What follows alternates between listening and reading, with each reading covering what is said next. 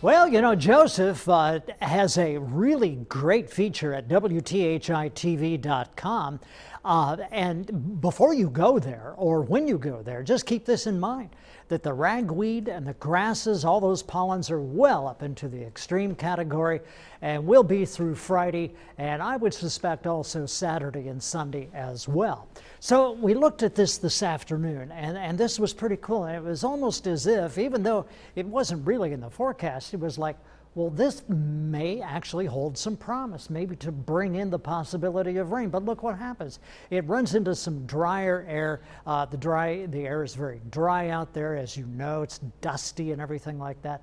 And so we have a partly cloudy sky, a few clouds around. At one point, it looked as though the clouds were building up. But I'll tell you something about those clouds. Those clouds, if you can imagine this, like a little piece of cotton, if you kind of pull the cotton out there and kind of fray it at the top, if the clouds look like that, they're probably not going to make rain. And so that's a very good way to just naturally tell whether that's a rain-making cloud or it isn't going to be.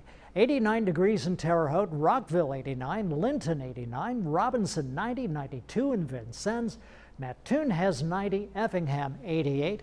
How about Linton? It's 89 degrees, Bloomington 88, and Indianapolis has 89 degrees. Dew points, upper 60s, lower 70s, Olney 70 dew point, Effingham 64. So these are high dew points. And of course now the heat index, 93 in Terre Haute, Robinson 94, Vincennes 96, Casey 99, and Mattoon 94. Wind is from the southwest at 6 miles per hour. But this wind is not really injecting any moisture because we don't have any source of moisture to our south at this point to bring us any rain. Now here's a look at the clouds and the radar. There is some rain. Here's that one little area of rain.